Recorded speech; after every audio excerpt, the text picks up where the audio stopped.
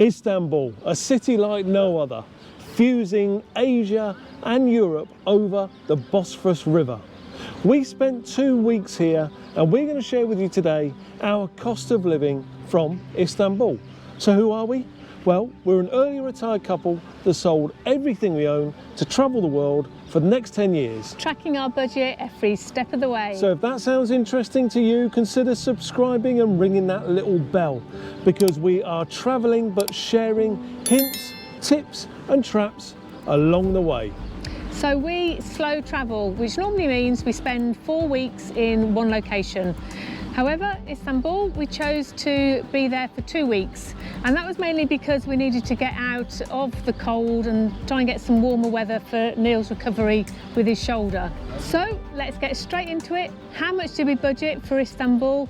And how did our spending go? We're going to share the following: what our budget was for Istanbul, what our total spend was while here, if you're to base your travels on our own, what you can expect to spend here each day, then roll that up into an average for a week. And then you can use that to factor. If you're planning to spend longer here, then multiply that by 4. We tell you how we categorize and how we spent in each of those categories. However, we know your mileage may vary.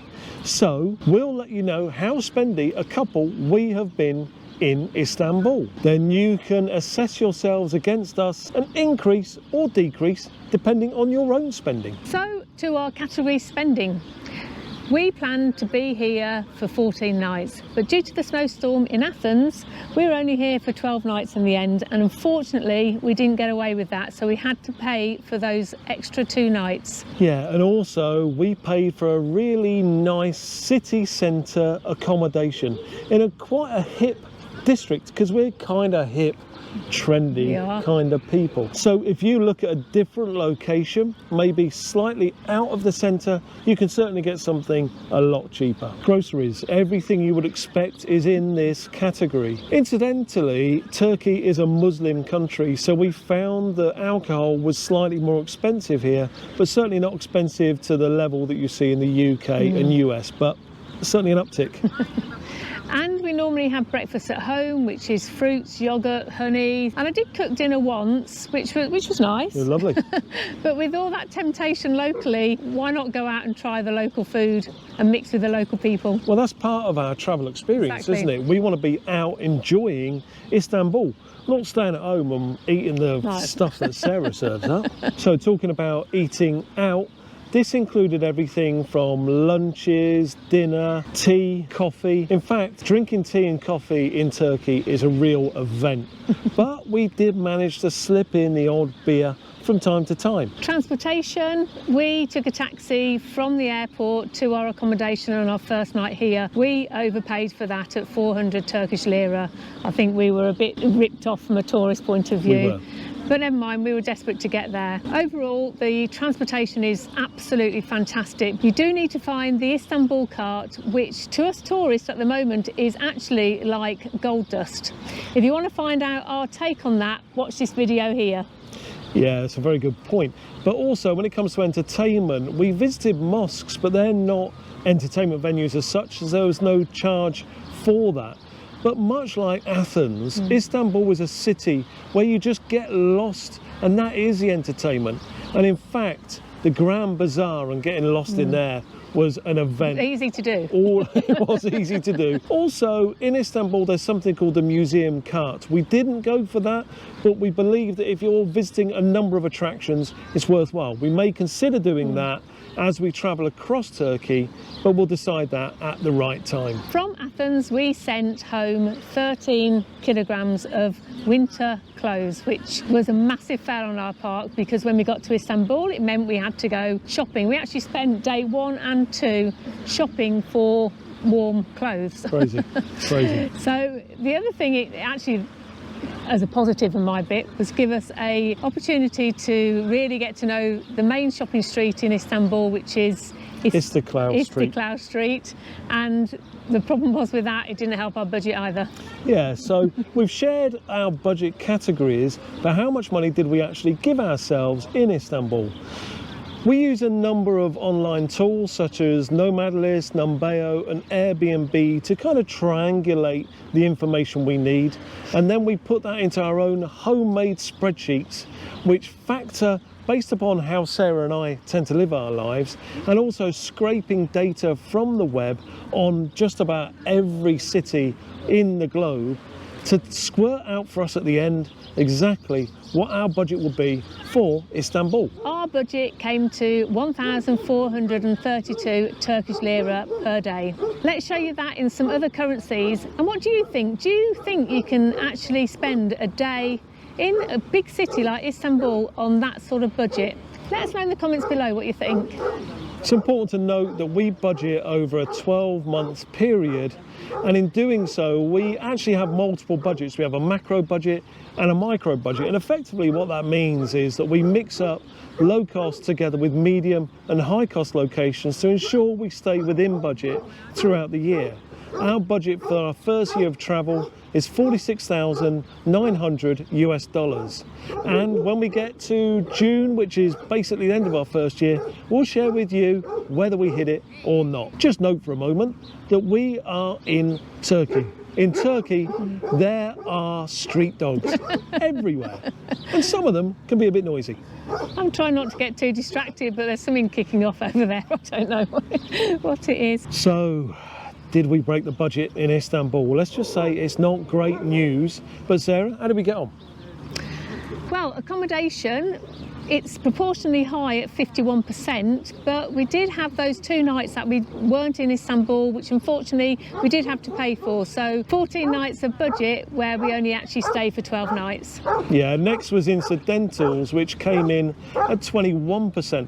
So that includes all that clothing we had to buy because of what we sent back to the UK, but also our SIM cards for our phones here because we're due to be in Turkey for a few months. And it made sense to invest in that also. Then 19% for our eating and drinking out. We're actually quite surprised at that, to be honest. And I think most of that was visiting baklava restaurants. Do you? Could well be. So then local transport in Istanbul, ridiculously cost effective. 50 US cents to travel for 90 minutes on any mode of local transport. Absolutely fantastic. And groceries were just breakfast items and a few bottles of beer. And maybe wine. We don't include any travelling between locations in our daily budget, and that's because wherever you're coming from it will vary. So you could be on a transatlantic flight over to Istanbul, or we could be getting a train there. So that actually stays out of our daily budget and goes into our main annual budget, which we'll share at the end of June, as I mentioned earlier. But Sarah, let's chart dance. Chart dance. Chart dance.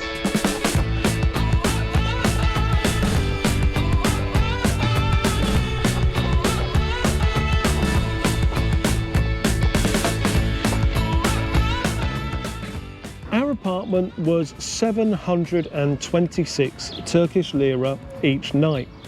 As we've commented, we had to pay 2 additional nights, and we have loaded that onto the first bar that you see here on the chart. Day-to-day spending starts to show a bit of a story. Early on we needed to buy cold weather clothes and get the essentials for living. Every day, over budget, but then in the second week we start to hit our stride in Istanbul, the costs start to plummet. So, were we in trouble with our budget? Well, week 1 was the killer. As you can see, as we go into the second week, we start to pull it back. This makes the case for slow travel. We are 100% certain that if we stayed in Istanbul for a month, we would have hit budget, as there'd be fewer incidentals to concern us as the months rolled on. So we said we'd share with you what it could cost you for a week in Istanbul. We actually came out 14.83% over budget.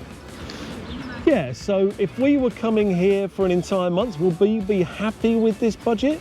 Well, actually, probably yes, but if we were coming back for just a week or 2, chances are we would plan to increase our budget by around 15%.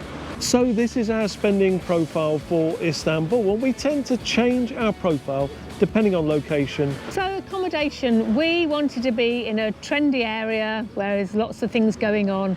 So that is $4 signs and no surprises there. Groceries, well, that's $2 signs because although we didn't really eat at home, we did buy alcohol. So if you don't drink, drop that down to $1 sign. Eat and drink out, so $3 signs, that may surprise you, but as we've said earlier, we actually eat more street food than anything like a white tablecloth type restaurant.